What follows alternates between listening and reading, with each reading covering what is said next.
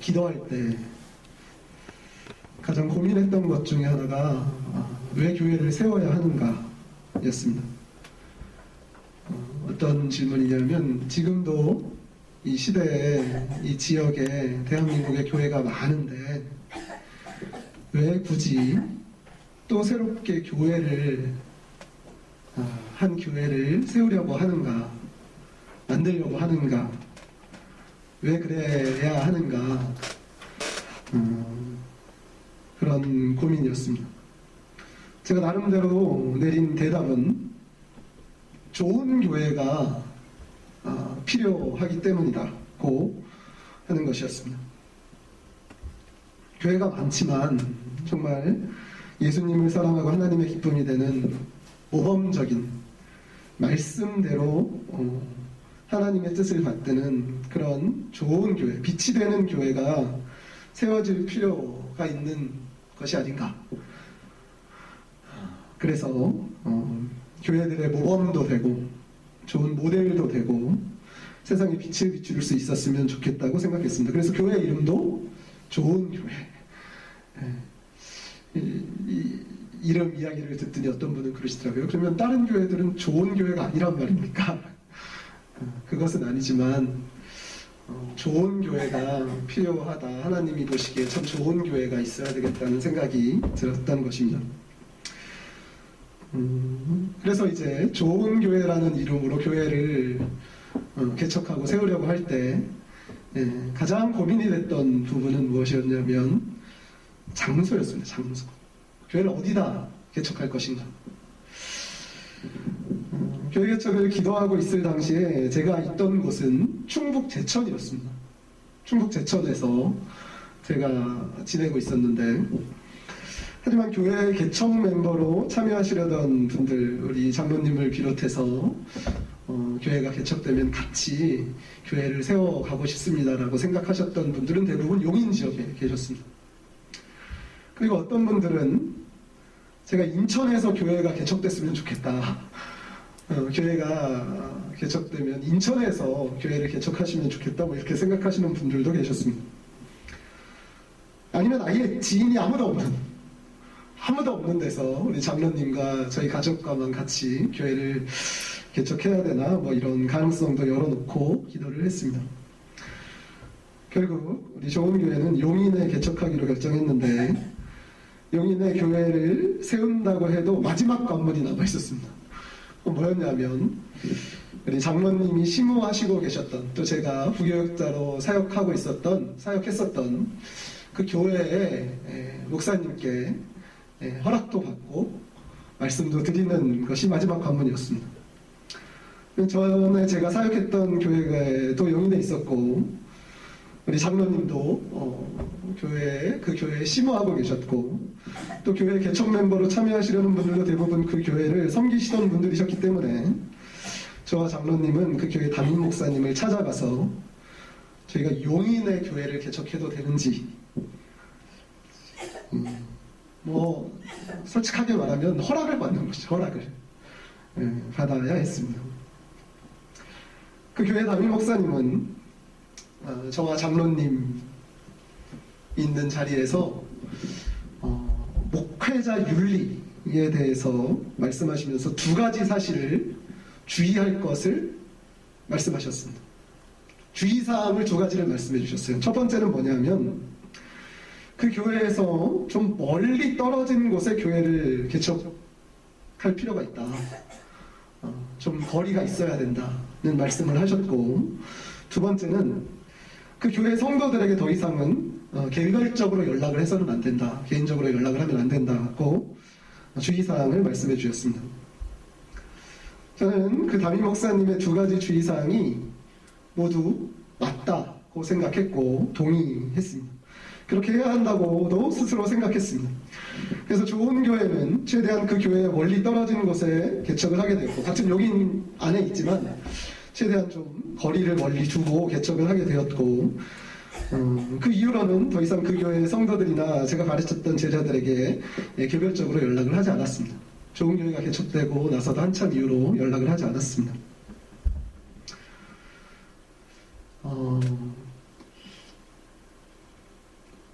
그 교회에 담임 목사님이 말씀하신 목회자 윤리란 아주 적나라하게 말하자면 이런 거예요. 이렇게 표현하는 게 어떨지 모르겠는데 아주 적나라하게 좀 다 까놓고 말하면 그 교회 성도들을 빼앗아 가지 말라는 것입니다.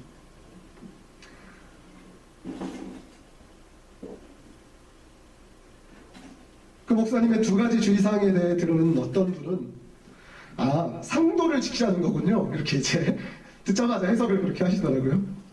같은 업종에 종사하는 사람들끼리 이쪽에서 교회를 다니고 있는 성도들을 다른 쪽에서 빼앗아가면 안 된다, 이런 생각을 하시는 것이었죠.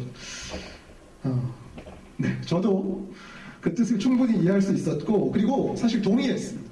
그러면 안 된다고 생각했고, 그러면 안 되는 것이죠. 이미 다른 교회를 잘 다니고 있는 성도들을 제가 개척한 교회, 새로운 교회로 빼앗아 오고 데려오는 것은 별로 하나님이 기뻐하지 않는 모습일 것 같다는 생각이 들고, 그러면 안 되잖아요. 그리고 사실 초의 헌법, 저희 합동교단 헌법 안에도 우리 같은 교단 안에, 같은 교단 소속이 교회가 개척하려면 전에 있던 교회에 200m, 반경 200m는 떨어져서 교회를 개척해야지 바로 옆에다가 막 교회를 개척한다든지 같은 건물 안에 교회를 개척한다든지 그것은 안 된다고 총회 헌법에도 명시되어 있습니다. 맞는 말 아니에요? 하지만 이 사실을 알게 된 어떤 목사님, 우리 좋은 교회가 개척될 때 여러 가지 이제 조언도 해주시고 자문해 주신 어떤 목사님은 그 말씀을 듣고는 좀 화를 내셨습니다. 그 소식을 듣고는 좀 화를 내시면서, 아니 새롭게 교회가 세워지는 것은 축복하고 칭찬할 일이기 때문에 아무데나 교회를 세우면 되고, 사실 뭐 그렇게 멀리 교회를 세울 필요가 있느냐고 말씀하셨어요.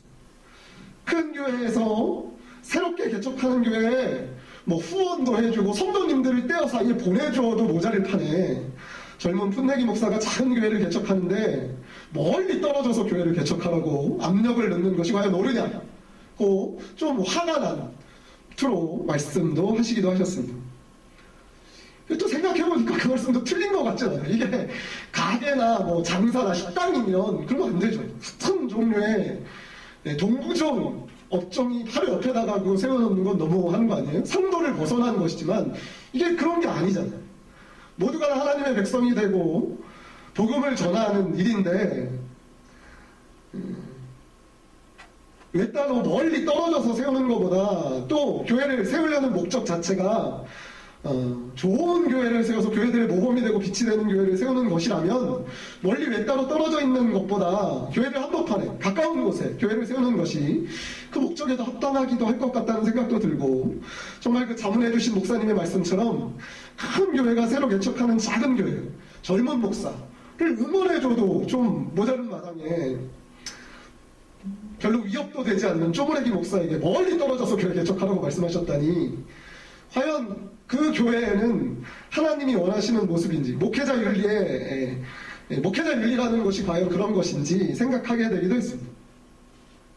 교회가 무슨 가게도 아니고 고객들을 빼앗아가는 것도 아닌데 세상에서 통용되는 상도라는 그 개념으로 교회 개척을 적용하는 게 그것이 옳은가, 그런 생각도 드는 것이죠. 설교 시작하자마자 매우 민감한 얘기를 막 했는데 여러분 생각은 어떠세요?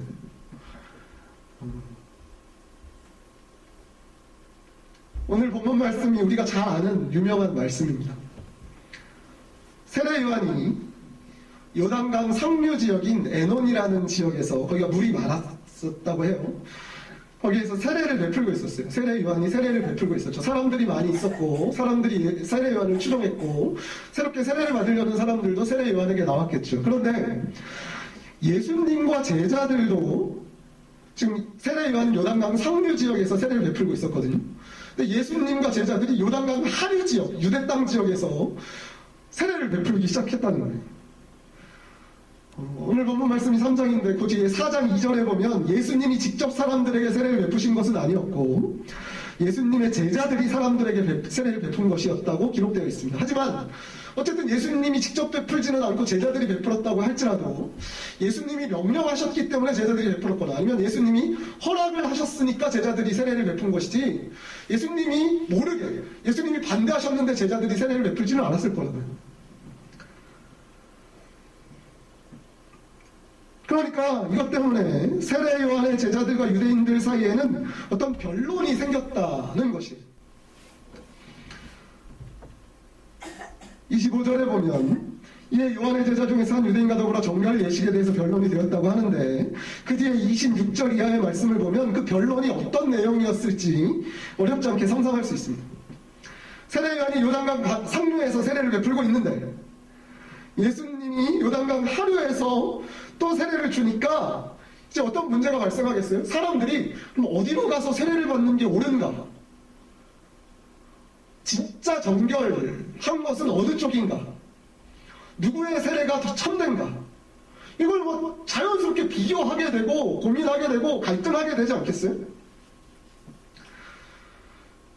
그리고 더 심각한 문제는 세례 요한에게 있던 사람들이 세례 요한에게 계속 있고 새로운 사람들이 예수님께로 가면 별 문제가 안 됐을 텐데 문제는 뭐냐면 세례 요한에게 있었던 사람들이 우르르 다 예수님께 몰려갔다는 거예요. 그러니까 아마 유대인들 사이에 어느 세례가 참되냐, 누가 주는 세례를 받는 것이 더 좋냐, 그런 뭐 비교도 생겼고 변론도 생긴 것이겠죠. 누구의 세례가 더 참되냐, 누구의 세례가 더 좋은 것이냐. 그리고 요한의 제자들과 예수님의 제자들 사이에는 자연스럽게 경쟁 구도가 발생한 것입니다. 예수님의 세례와 요한의 세례. 유대인들은 두 진영에 대해 자연스럽게 비교하는 일들이 생겼을 것이고 눈으로 보지 않아도 어떤 상황일지 어렵지 않게 상상할 수 있지 않아요? 그러니까 이제 변론, 갈등, 마찰이 발생하고 경쟁 구도가 만들어졌다는 것이죠. 하지만 이 상황에서 세례 요한은 우리가 아는 대로 전혀 화를 내지 않았습니다. 세례 요한은 사실 처음부터 예수님이 오시기 전부터도 자신이 세례를 베푸는 목적과 이유를 분명하게 밝히고 세례를 베풀기 시작했어요. 1절 26장에서 27절에 보면 요한이 대답하되 나는 물로 세례를 베풀거니와 너희 가운데 너희가 알지 못하는 한 사람이 있었으니 곧 내 뒤에 오시는 그이라. 나는 그의 신발끈을 풀기도 감당하지 못하겠노라 하더라.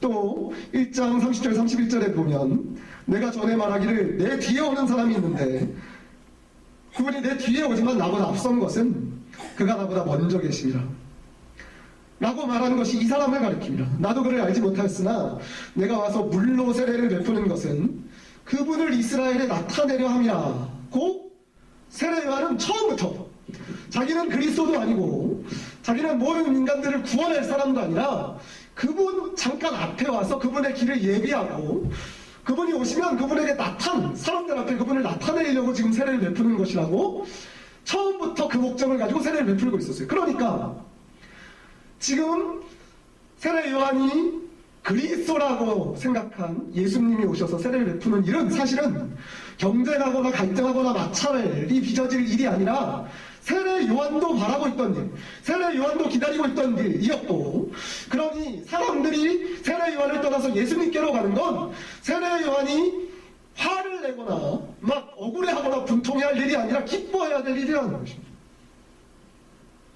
세례 요한은 처음부터 그 목적 때문에 세례를 베풀었다는 거예요.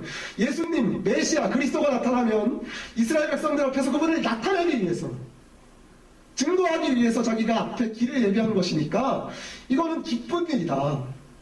그 말을 한 것입니다. 그래서 투덜대고 있는 제자들에게 그 유명한 말을 한 것이죠. 우리 27절에서 30절은 같이 한번 읽어볼까요? 오늘 본문 27절에서 30절입니다. 시작. 요한이 대답하여 이르되 만일 하늘에서 주신 바 아니면 사람이 아무것도 받을 수 없느니라. 내가 말한 바 나는 그리스도가 아니요 그의 앞에 보내심을 받은 자라고 한 것을 증언할 자는 너희니라. 신부를 취하는 자는 신랑이나 서서 신랑의 음성을 듣는 친구가 크게 기뻐하나니 나는 이러한 기쁨으로 충만하였노라. 그는 흥하여야 하겠고 나는 쇠하여야 하리라 아니라. 아멘. 유명한 말씀이죠. 세례 요한은 처음부터 그리스도가 오시는 것을 준비한 사람일 뿐이고 그리스도가 오실 걸 기다리고 있었고 만약에 그리스도가 오시기만 하면 모든 사람들 앞에 저분이 그리스도라고 나타내기 위해서 세례를 줬던 사람. 그러니까 지금 예수님이 아무리 봐도 그리스도이신 것 같은데 그 그리스도께서 오셔서 세례를 베풀시고 계시고 그러니까 자기에게 있던 사람들이 다 예수님께로 가는 게 이게 얼마나 기다리던 일, 기쁜 일이냐 이렇게 제자들에게 알려준 것입니다. 이건 정말 멋지고 정말 겸손하고 정말 세례 요한은 하나님의 사람이에요. 하나님의 뜻을 받들어서 세례를 베풀었던 사람이라는 것을 분명히 알 수 있죠.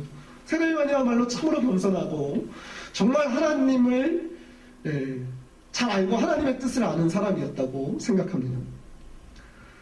근데 제가 정말 궁금한 것은 세례 요한은 이렇게 하는 게 정말 하나님의 뜻이고 잘하는 것이고 겸손한 것이잖아요. 제가 궁금한 건 예수님이 왜 그렇게 하셨을까가 궁금해요.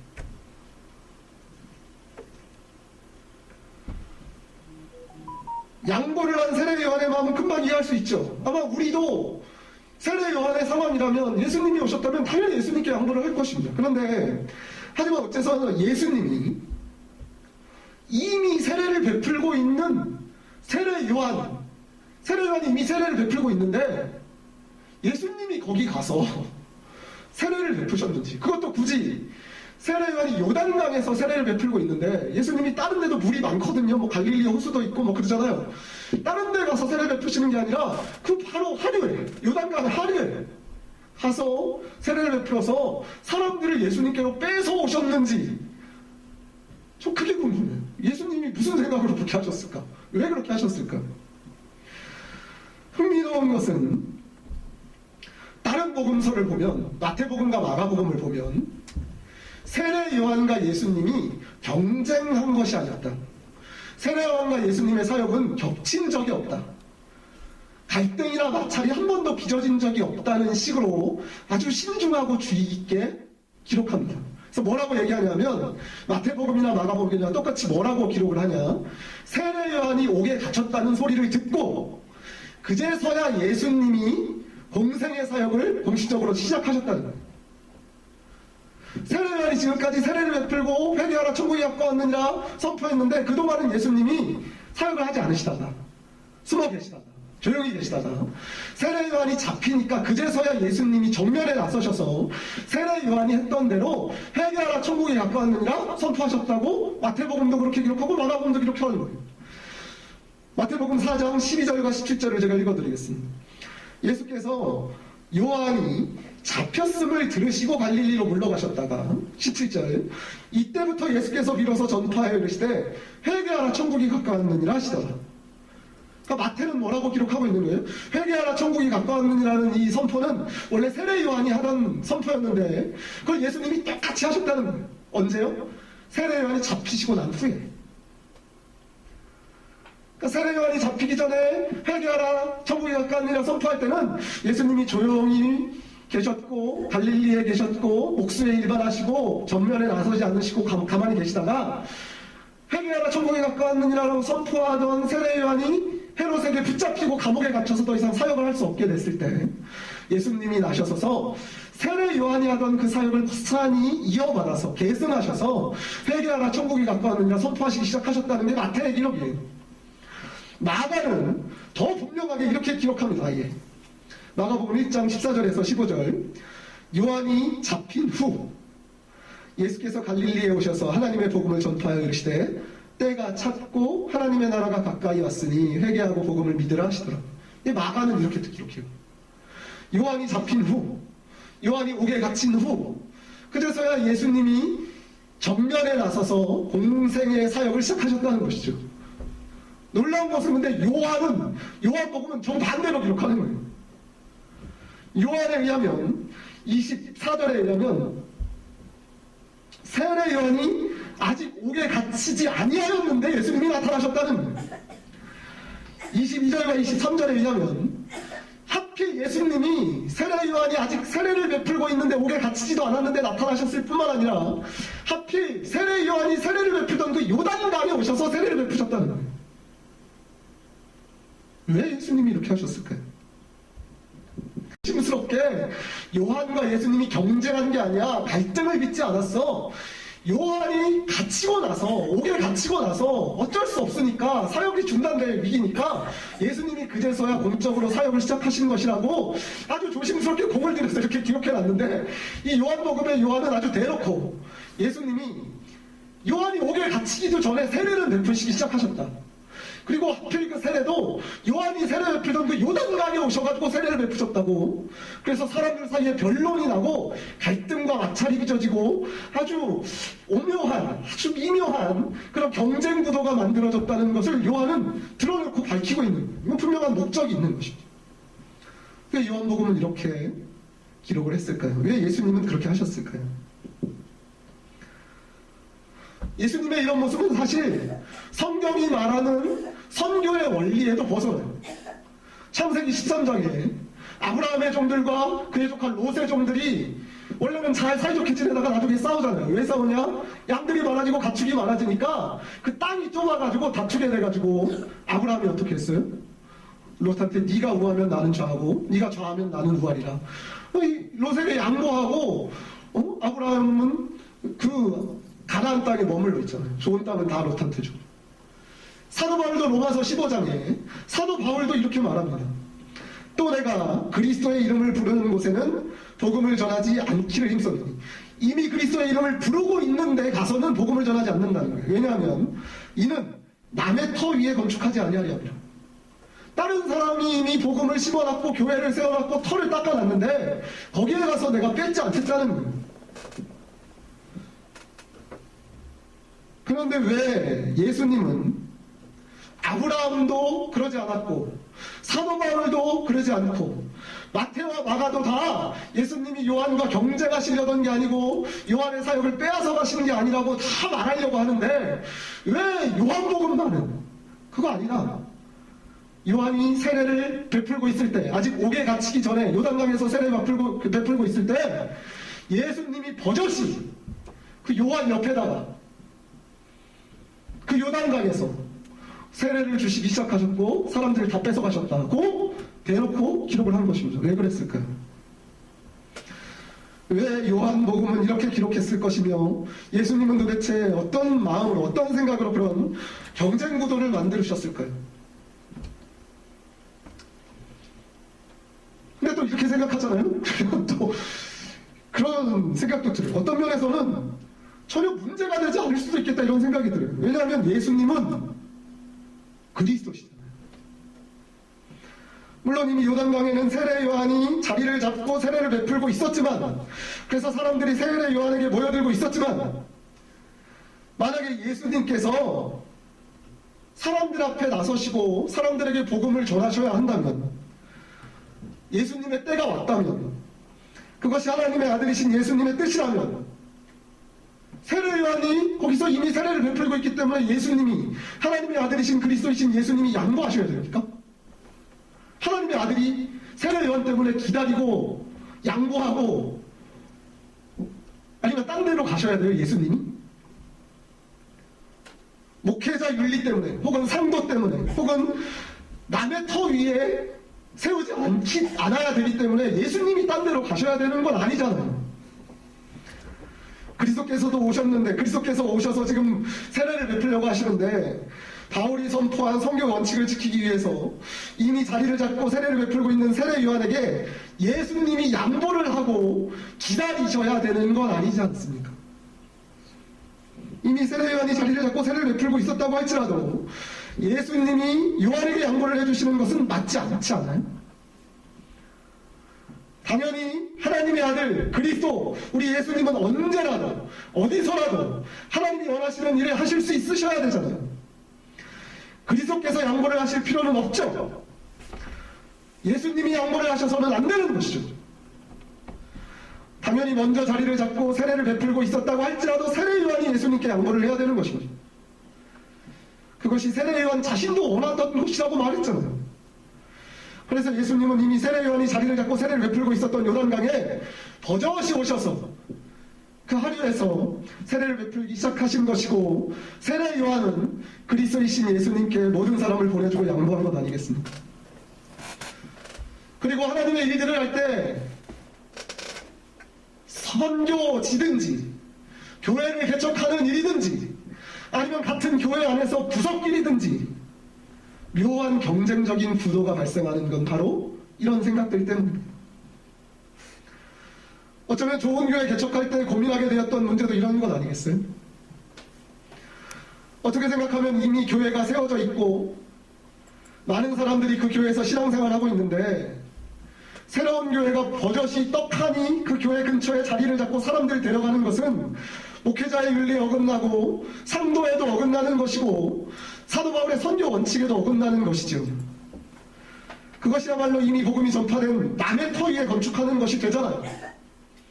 하지만 또 어떻게 생각하면 그리스도 예수로 더욱 충만한 교회가 생기면 더욱 하나님이 기뻐하실 테니까 그리스도가 계신 그 교회로 사람들이 오는 것이 맞고 어쩌면 그것이 하나님이 더 원하시는 일일 수도 있지 않겠습니까?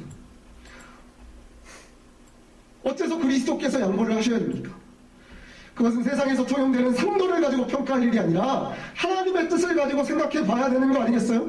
하나님이 여기에다 교회를 개척해라. 하나님이 우리 교회에 성령이 충만하게 임하실 것이다. 그러니까 나는 여기에다 교회를 개척한다. 이런 생각으로 하는 거 아니겠습니까? 우리 교회가 건강한 교회예요.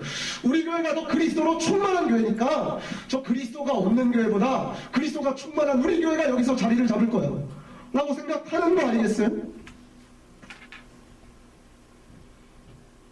세례 요한이 이미 세례를 베풀고는 있었지만 그는 그리스도가 아니었으니까 그리스도 예수께서 세례 요한이 이미 자리를 잡고 세례를 베풀고 있었던 그 요단강에 가셔서 세례를 베풀기 시작하신 건 아니겠어요? 요한이 있어도 예수님이 그 옆에서 세례를 베푸신 것이겠죠. 과연 누가 양보해야 됩니까? 그리스도는 저쪽에 더 충만하십니까? 아니면 이쪽에 더 충만하십니까?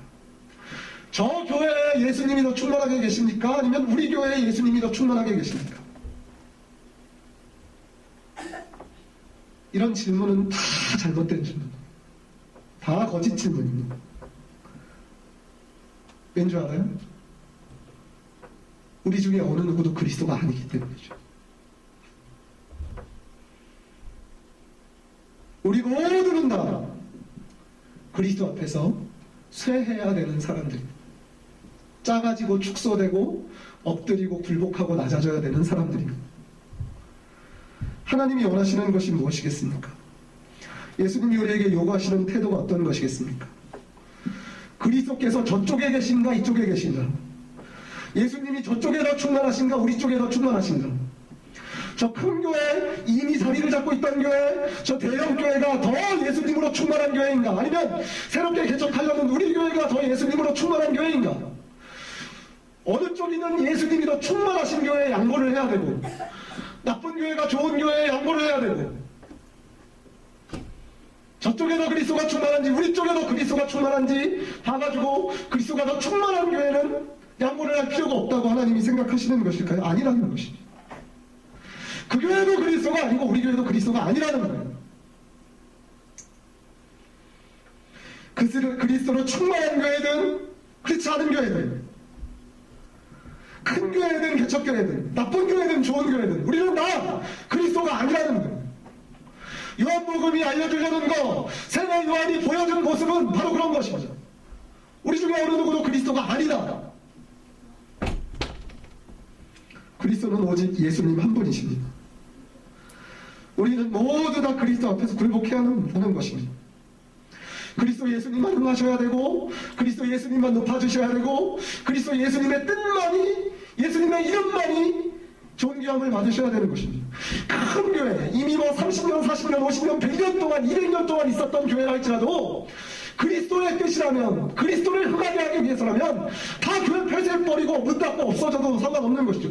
그리스도를 위해서라면 아무리 좋은 뜻 아무리 경건한 뜻 아무리 건강한 뜻을 가지고 좋은 교회를 개척해 보려고 했다고 할지라도 그리스도께서 흥하실 수만 있다면 그거 다 집어치우고 다 접어버리고 다 포기할 수 있어야 되는 것입니다. 왜냐하면 우리는 모두 다 그리스도가 아니니까요. 요한복음이 우리에게 보여주려는 것 세례 요한이 우리에게 보여준 태도가 그런 것입니다. 아무리 중요한 사역 아무리 중요한 교회 아무리 중요한 선교 아무리 중요한 예배라 할지라도 예수님이 원하시면, 예수님을 흥하게 하기 위해서라면 다 양보하고 내어드릴 수 있어야 되는 것이죠.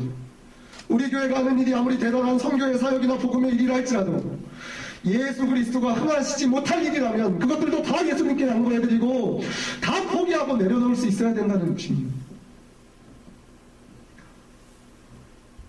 여러분, 주의 예배가 중요해요. 저는 지금까지 주의 예배를 생명과 같이 여겼던 사람입니다. 그럼에도 불구하고 주의 예배에 성도님들 오시지 마시고 대표자들만 예배를 드리겠다고 말씀드린 이유는 지금 이 상황에서는 예배를 드리는 이 경건하고 거룩한 사역이 더 중요한 것이기보다는 예수님이 욕먹지 않으려면, 그리스도께서 높임 받으시는데 방해받지 않으려면 우리가 쇠하는 게 맞다는 생각이 들었기 때문에, 그리스도께서 흥하시려면 우리가 좀 쇠해야 할 필요가 있는 비상한 시기구나. 사실 이러한 원리는 교회 개척이나 선교, 세례와 같은 하나님의 사역에만 국한되는 것이 아닙니다. 우리는 모두 우리 자신 안에, 우리 가정 안에, 내 생업 안에 내가 붙잡고 누리고 즐기던 것들이 있습니다. 그것들은 내가 오래전부터 공을 들이고 아주 정성스럽게 세워서 그것들로 말미암아 내가 즐거움을 누리고 낙을 누리고 있는 아주 중요한 것들이죠. 절대 놓을 수 없고 절대 놓치기 싫은 것들이 우리 안에 다 있죠. 그런데 어느 날 내가 자리 잡고 이미 그것들로 인하여서 내가 힘을 얻고 낙을 누리고 즐거움을 누리는 그것들에 어느 순간 예수님이 침범하세요. 예수님이 떡하니 거기에 자리를 잡고 내 즐거움, 내 기쁨, 내 만족을 자꾸 방해하세요. 예수님은 전혀 양보하실 생각이 없다는 듯이 우리 안에 침범하셔서 우리의 영역 안에 들어오셔서 버젓이 자리를 잡고 우리의 기쁨을 조금씩 뺏어가시지 않아요? 여러분, 하고 싶은 거 예수님이 조금씩 뺏어가시지 않아요? 우리가 원했던 거, 우리가 누리고 싶은 거, 우리가 아주 오랫동안 공들여왔던 것도 예수님이 딱 들어오셔서 버젓이 자리 잡고 예수님과 내 마음 가운데 경쟁 구도가 만들어지는 적이 있잖아요. 우리는 예수님께 이렇게 말씀드릴 수 있죠. 예수님, 나가세요. 여기 제 자리잖아요. 제가 먼저 자리를 잡고 세례를 주고 사람들의 인기를 얻고 있었잖아요. 예수님, 내가 이 자리 잡으려고, 내가 이 자리에서 뿌리 내리려고 얼마나 고생하고 얼마나 오랫동안 공들였는지 예수님 모르세요? 내가 먼저 자리를 잡고 내 세계를 구축하고 있었잖아요. 예수님 정말 이러십니까? 저랑 경쟁하고 싶으십니까? 상도가 있는 것 아닙니까? 예수님, 다른 데 가서, 다른 영역으로 가서 제가 알려드릴 테니까 저쪽으로 가셔서 다른 사람한테 예수님 말씀하십시오. 저의 자리에서는 나가주십시오. 이렇게 말할 수도 있죠. 내가 너무 사랑한 것들, 내가 누리고 싶어서 오랫동안 공들이고 이제 그것들 때문에 좀 즐거움을 누리고 낙을 누리고 힘을 얻고 내 세력을 가진 것들, 그것들을 예수님은 어느 날 침범하십니다. 내가 그것들을 가지고 있기 때문에 예수님은 기다리시지 않고, 예수님은 저 멀리서 다른 데로 가시지 않고, 예수님은 어느 날 갑자기 우리의 즐거움, 우리의 세력, 우리의 힘, 우리의 낙, 우리의 기쁨 안으로 버젓이 들어오세요. 왜냐하면 예수님은 그리스도시니까요. 우리 구원해 주시려고 오신 분이니까요. 곰곰이 생각해보면 우리는 다 그런 것들이 있잖아요. 예수님은 이미 내가 자리를 잡고 내가 먼저 누리고 있던 바로 그곳에 쳐들어오셔서 침범하셔서 나와 갈등을 일으키시고 마찰을 빚어내십니다. 우리는 이제 예수님과 경쟁을 하게 생긴 거죠. 예수님은 우리가 좋아하고 즐기는 모든 것들에 어느 날 침범하셔서 우리의 즐거움을 다 뺏어가시고 때로는 갈등을 생기게 하는 분이십니다. 요한복음은 그래서 예수님이 세례 요한이 아직 갇히기도 전에, 옥에 갇히기도 전에 예수님이 굳이 요단강에 오셔서 세례를 베푸셨다는 것을 대놓고 보여주는 것입니다. 왜냐하면 예수님은 지금도 우리의 삶에 오셔서 그렇게 하시니까요. 지금도 우리의 삶에 요단강에 오셔서, 지금도 내가 세례를 베풀면서 사람들한테 인기를 얻고 있는 그 자리에 오셔서 우리 걸 다 빼서 가실 때가 있으니까요. 나랑 경쟁하시려는 구도가 만들어지니까요. 여러분은 예수님이 침범하셨을 때, 예수님이 우리의 즐거움과 우리의 인기와 우리의 명예와 우리가 오랫동안 공을 들여서 세워놓은 우리의 세계 안에 예수님이 어느 날 갑자기 들어오셔서 나랑 밀당을 하시고 나랑 경쟁을 하시려고 하실 때 여러분들은 어떻게 하시겠습니까? 예수님, 이거 중요한 일이에요. 예수님, 이거 하나님을 위한 일이에요. 예수님, 이거 내가 하나님을 위해서 만들어낸 세계예요. 예수님이 나가십시오라고 말하겠습니까? 아니죠. 그리스도의 신 예수님께 다 내어드려야 되는 것입니다. 내가 아무리 오랫동안 공을 들였던 일이라 할지라도, 내가 즐거움을 누리고 기쁨을 누리고 이게 사실 예수님을 위한 일이라고 내가 마음속으로 생각했던 일이라 할지라도 예수님이 원하시지 않으시다. 예수님이 그거 가져가시고 싶어 하시면 다 양보하고 보내드리고 내어드려야 되는 것입니다. 왜냐하면 오직 그리스도 예수님만 흥하셔야 되고 우리는 쇠해야 될 사람들이기 때문에, 흥하고 높임받고 세력을 얻으시고 명예와 영광을 얻으셔야 될 분은 예수 그리스도 한 분만 영광을 얻으셔야 되기 때문입니다. 우리 좋은교회 모든 성도님, 예수님과 경쟁하지 마시기 바랍니다. 우리가 즐기고 좋아하는 것들, 우리가 오랫동안 공들이고 애써서 세워놓았던 것들 가운데 예수님이 침범하실 때가 있습니다. 우리 마음을 불편하게 하고 자꾸 갈등이 생기게 하고 마음이 어렵고 마찰을 빚게 하실 때가 있습니다. 여러분, 곰곰이 생각해 보십시오. 제가 일일이 다 알 수는 없지만, 성도님들의 마음과 생각과 생활들을 다 알 수는 없지만 그런 것들이 우리들 가운데 다 있잖아요.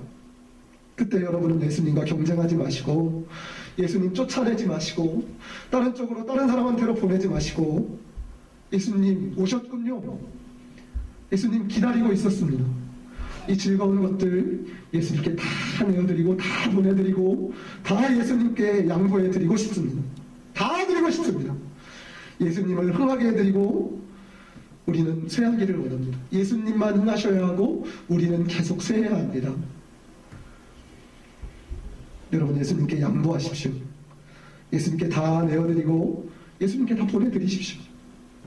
예수님을 흥하게 해드리고 여러분은 예수님 앞에서 쇠하시는 것이, 그것이 영원한 생명이고 그것이 참된 행복임을 우리 모든 성도님들이 깨달으셔서 예수를 흥하게 하시고 여러분은 쇠하도록 양보하시는 우리 모든 성도님들 되시길 주님의 이름으로 축원합니다. 기도하겠습니다. 사랑의 하나님, 은혜를 진실로 감사를 드립니다.